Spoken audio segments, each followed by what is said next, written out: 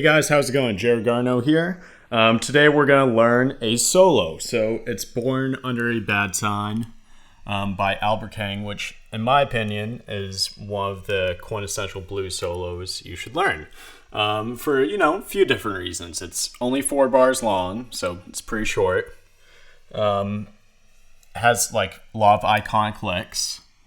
And, it's just good to work in your repertoire overall. It's just a good reminder of like what you can do with just like simple blues pentatonic and everything. And yeah, so let's go over that. So the song itself, is revolved around this riff.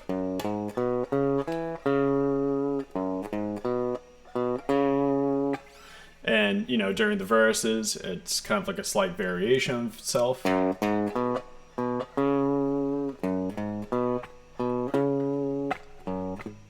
Then eventually.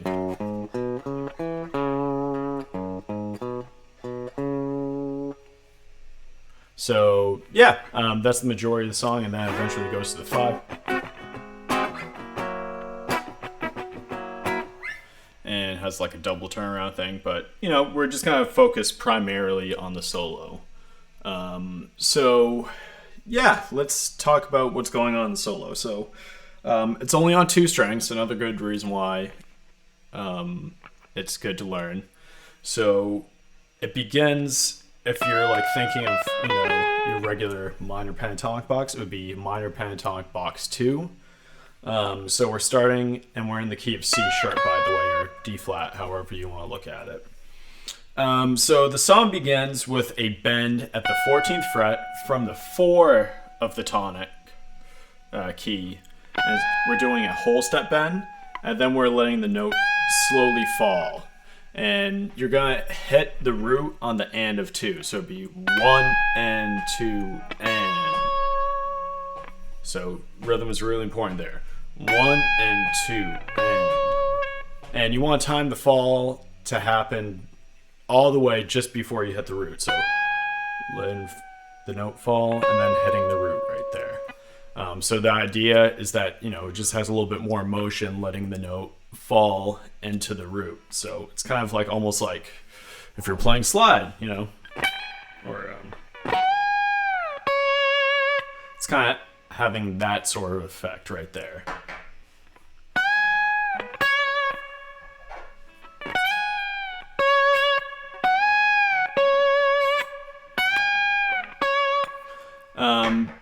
And then the next part is hitting the 12th fret, which is your flat 3rd of the key, and then the 14th fret, which is your 4th. And then you're going to pluck the 4th twice, but the second time you pluck it, you're going to do this low motion. So that combines multiple techniques. We're doing a full step bend, so bending up to the same pitch as the 16th fret, releasing it, pull off, and then doing a quarter step bend, just nudging that flat 3rd at the end. So that's all one pluck. You could practice that just like a few times over, and but it's a good lick to add. So far we have 1, 2, 3, 4.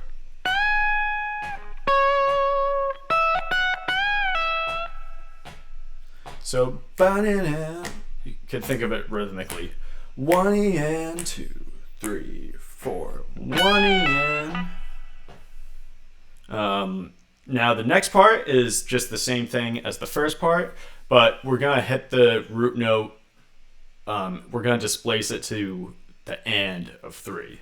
So instead of the and of 2, we're gonna hit that root on the and of 3. So just pushing it back a little bit. So it just shows what you can do with one lick, but just like a slight variation of itself. You could do the same thing, pushing it to the and of 4. 1 and 2 and 3 and 4. And the challenge there is like to see if you can fit in that last lick on the 1 if you displace it at all. But this is good stuff to work on. Let's finish the solo before we discuss more variations. So the last part would be. So I've seen some notations say that he does that that bend at the 12th fret and then hitting the root right here. But that means you're gonna do a bend with your index finger, which one, I don't know if that's actually what Albert did. And two, it's just like really difficult, especially just hitting that 12th fret right there. I mean, I'm playing 11s right here, so that first string bend is gonna be tough no matter what. But I think it's just the more realistic option is just doing that bend down here in first position, which that bend is at the 12th fret. It's a full step bend, so matching the pitch at the 14th fret, and then we're going 12-9, 12-9, and hitting vibrato on the root every time. So.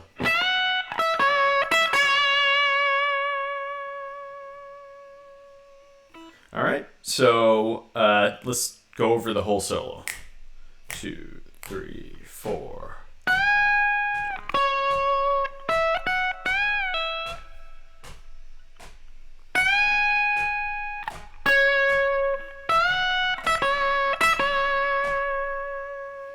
All right, so let's discuss some ways that you can integrate that into your playing, meaning take the original solo, but then learn how to vary it so you can incorporate it in your own playing, your musical personality.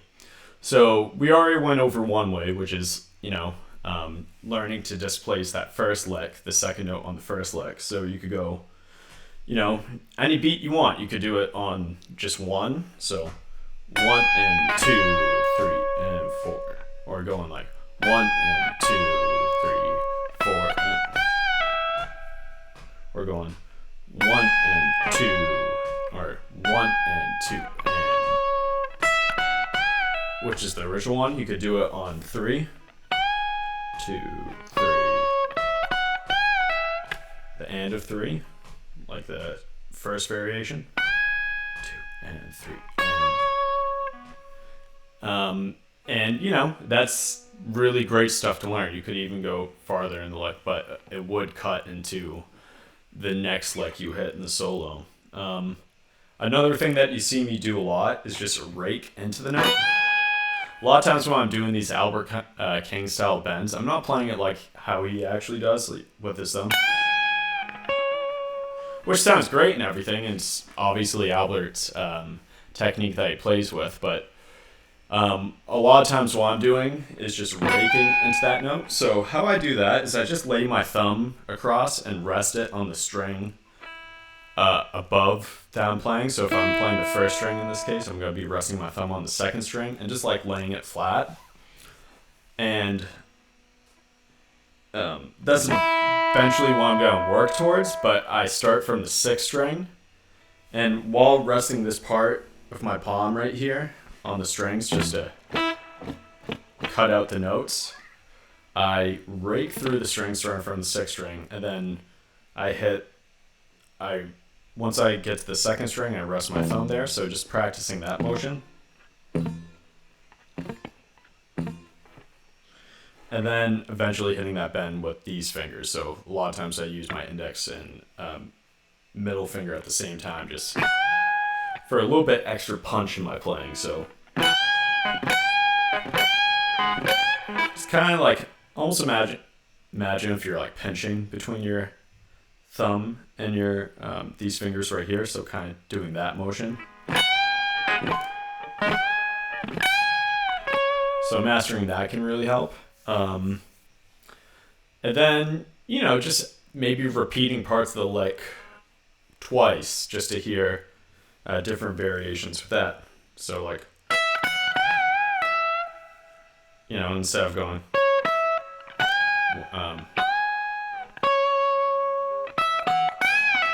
you could go,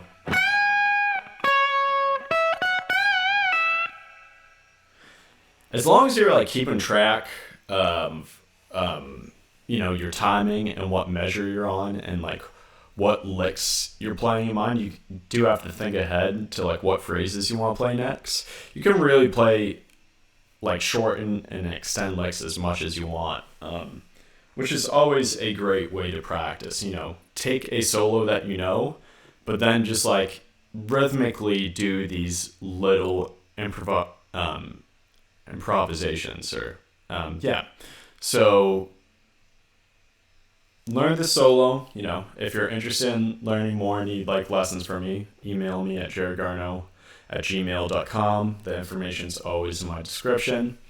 And yeah, please subscribe, please like and comment on the video. Let me know if there's anything else you'd like me to go over. And I will see you guys soon. All right, have a good week.